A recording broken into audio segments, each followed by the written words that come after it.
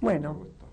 encantada. A veces hay palabras, padre, que no siempre se les da por los matices o por el sentido verdaderamente la interpretación correcta.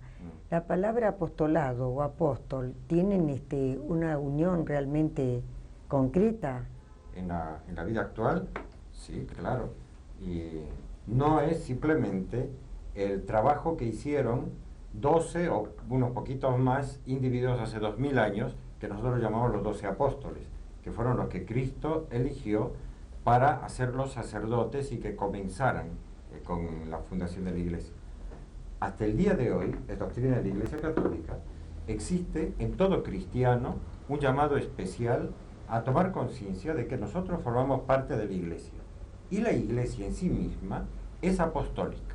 Cuando uno reza el credo, por ejemplo, y se cree en Dios Padre Todopoderoso, Creador del cielo y de la tierra, hay un momento en que decimos, ¿no? Y en la Iglesia, que es una, católica, apostólica y romana, son como notas o cualidades de la Iglesia. Una de ellas, apostólica.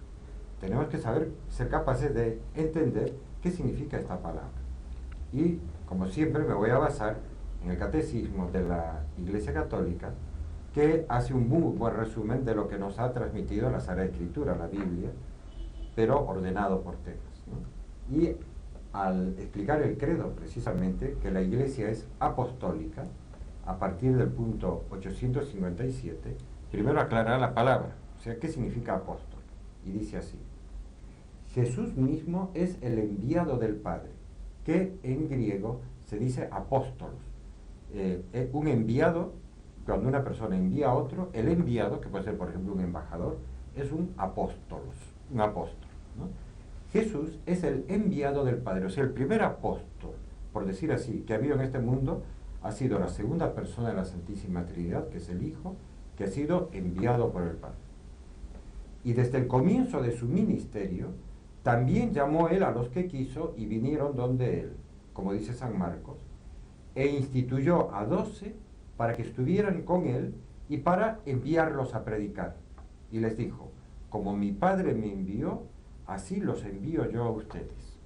O sea, la palabra os envío era os hago apóstoles, enviados míos. ¿Para qué? Para enseñar lo que habéis aprendido de mí. Eso es lo que Cristo les decía. Desde entonces, sigue explicando el Catecismo, serán sus enviados. Esto es lo que significa la palabra griega apóstoloi. En ellos continúa su propia misión. Como el Padre me envió, también yo les envío. Por tanto, su ministerio es la continuación de la misión de Cristo. Quien a ustedes recibe, a mí me recibe, dice a los 12. Esto respecto a los 12 hace 2000 años. Pero a continuación viene la explicación de que este encargo es el que resuena en los oídos de todo bautizado en el mismo momento en que se convierte en hijo de Dios. Todo hijo de Dios es a su vez enviado, es decir, es apóstol hacia todas las naciones. Y este encargo del apostolado, por eso dice el Catecismo, toda la Iglesia es apostólica, no solo unos sacerdotes, unos curas, ¿no? Toda la Iglesia es apostólica, así lo dice el credo, mientras permanezca a través de los sucesores de San Pedro y de los apóstoles en comunión de fe y de vida en su origen. Toda la Iglesia es apostólica en cuanto que ella es enviada al mundo entero, no solo a recordar entre católicos, dentro de los católicos, cómo hay que ser un buen católico, ni siquiera a los cristianos separados, es al mundo entero. Todos los miembros de la Iglesia, aunque de diferentes maneras, tienen parte en este envío. Como dice el Concilio Vaticano II, la vocación cristiana, por su misma naturaleza, es también vocación al apostolado. Vocación es llamada. Cristo nos ha llamado, pero no para que nos sentemos a su lado como si fuéramos puramente pasivos, sino nos ha llamado para enviarnos, ¿no? Toda vocación es al apostolado. Se llama pues apostolado a toda la actividad del cuerpo místico que tiende a propagar el reino de Cristo por toda la tierra. A veces se dice que hay un toquecito triunfalista, o a veces paternalista, o a veces fundamentalista, en esta convicción de que Cristo ha enviado a su Iglesia a predicar a todas las naciones de la tierra. lo hacemos respetando máximamente la libertad. O sea, eso que ha sido la triste historia de siglos pasados, en que a veces se han producido conversiones forzadas, eso, gracias a Dios, dentro de la historia del pueblo cristiano hace mucho que no ocurre. Hemos madurado mucho en la comprensión de cómo se hace la conversión. Hay casos tristes, dolorosos, medio que daban vergüenza recordarlos. Lo que hacía, por ejemplo, en el año 800, Carlomagno, que él mismo era medio analfabeto, pero cristiano bautizado, era católico, pero muy analfabeto. Y se consideraba como enviado a convertir a los pueblos que todavía no eran cristianos y a bautizarlos un poco por la fuerza. Y al norte de su dominio estaban los frisones, ¿no?, que ahora es una parte de Alemania que da sobre el mar.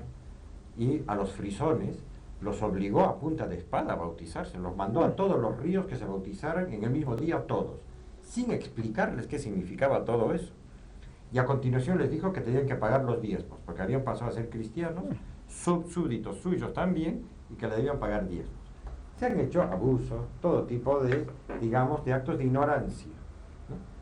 Pero actualmente la doctrina que tanto, tan bella, tan profundamente ha enseñado el Papa Juan Pablo II, es que hay que inculturar la fe en cada una de las culturas humanas respetándolas. Es decir, tratar de hablar con los signos culturales propios de cada región. A los latinos como latinos, a los de la India como indios, a los árabes como árabes, a los africanos como africanos. ¿Visto? La cultura africana está siendo respetada. Por ejemplo, por poner un detalle, a los africanos les encanta el baile. Una misa de domingo, esto lo sé por sacerdotes amigos míos que están en el África, que una misa de domingo dura 3 o 4 horas fácilmente, porque todo se hace danzando y cantando. Para ellos es incomprensible que dure solamente media hora o 45 minutos, ¿no? Eso no da ni para empezar. Entonces, eso es para los que piensan que es larga la nuestra. Claro. Ahora, Cristo ha sido enviado a los africanos respetándoles su amor por la danza. En otros lugares son muy formales. La liturgia de los países nórdicos de Europa, que son estos países tan fríos, tan formales, tan rígidos, ¿no?, obedece también a sus estilos culturales. En ellos, claro, no existen estas otras manifestaciones. Es más, ya se sabe que es así, el protestantismo empezó en esos países fríos y nórdicos, en los cuales les produce como una gran molestia el entusiasmo mediterráneo y latino por las demostraciones de afecto y de color y de música y de imágenes. Eso todo les parece que es medio idólatra, ¿verdad? Pero son problemas culturales, no son de fe. El apostolado es incultura, es meterse en la cultura, pero respetando fidelísimamente lo que Cristo ha dicho, ¿verdad? Ahora, esa es misión de todos, laicos, sacerdotes, hombres y mujeres, ¿verdad? Somos enviados a llevar el mensaje de Cristo, de la redención, de que Dios ha venido a este mundo, que nos ha traído los sacramentos. Bueno, Padre, vamos a tener que hacer un pequeño cortecito y volvemos.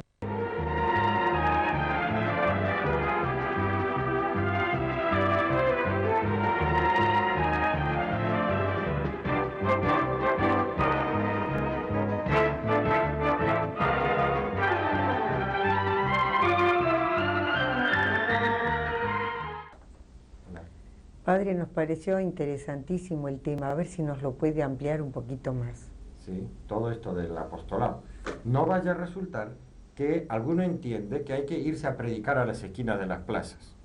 El apostolado, el incultural, el meter la doctrina de Cristo en todas las sociedades de la tierra, es un trabajo difícil, lento, y no se trata de ir con gritos de entusiasmo o asustando a la gente diciendo se acerca el fin del mundo, más vale que se arrepientan ya. ¿Y cuántos hay que lo dicen? Sí, ¿no? que lo dicen. Pero esas, digamos, son o malas interpretaciones o trucos para atraer la atención. Es un trabajo histórico, lento, que existe dar la vida por tratar de que en cada sociedad entre Cristo.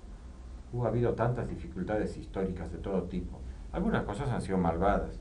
Fíjense en esos misioneros santos que en el siglo XVI, sobre todo españoles, llevaron la fe de Cristo al Japón y prendió como el fuego en la paja. Fue una cosa impresionante.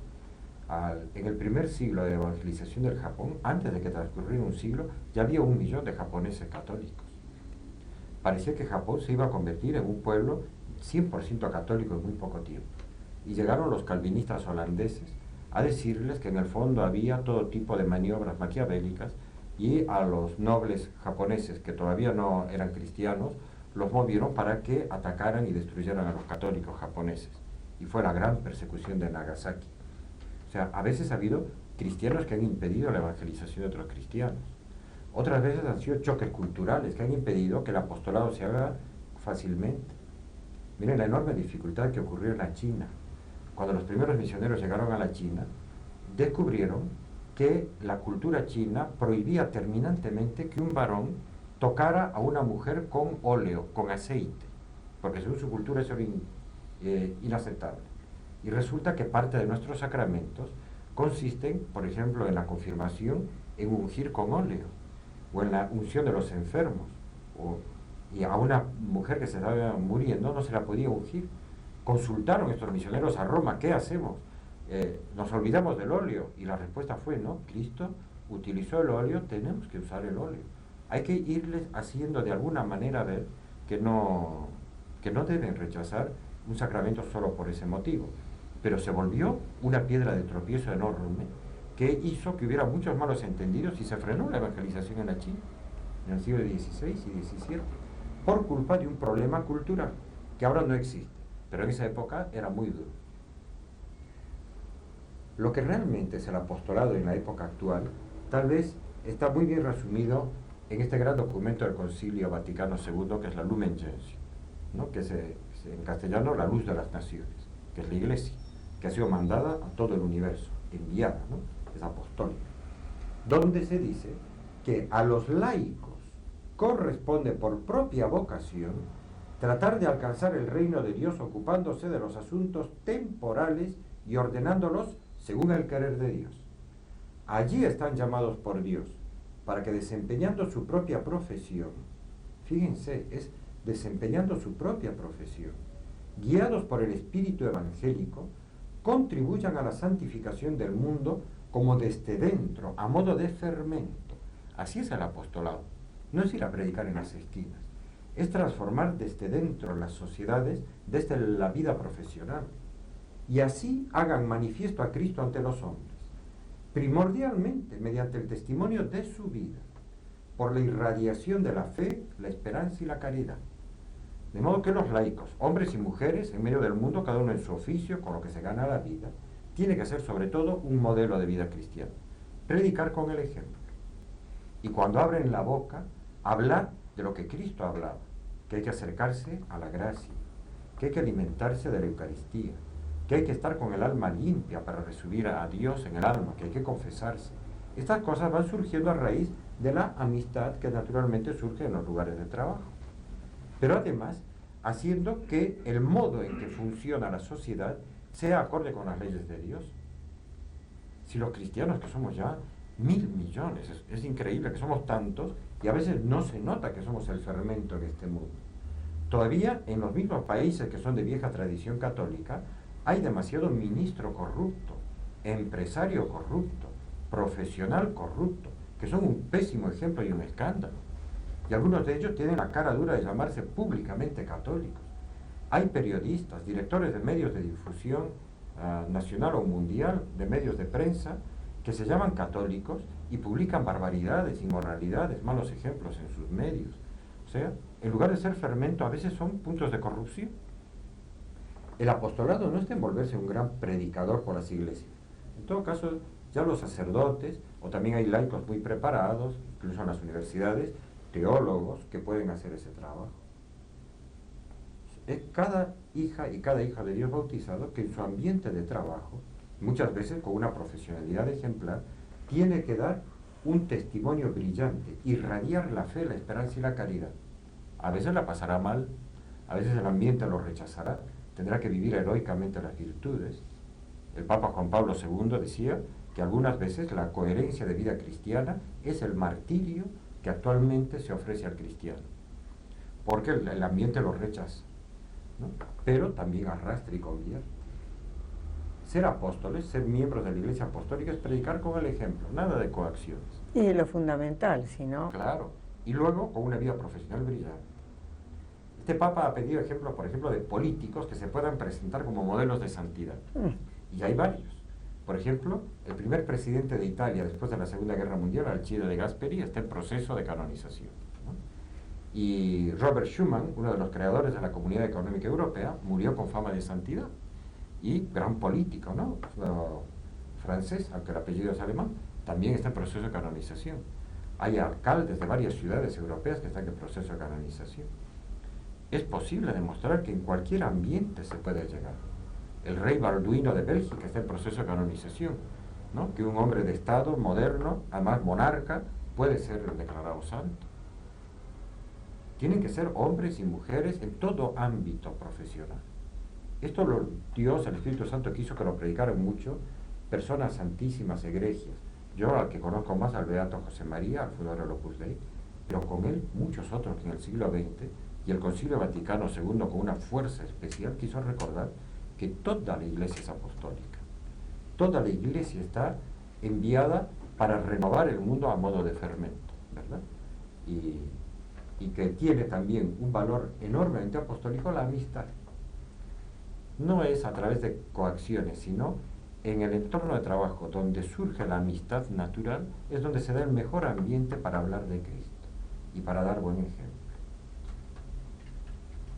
Bueno, el siglo XXI puede ser un siglo maravilloso si vivimos bien nuestra misión apostólica.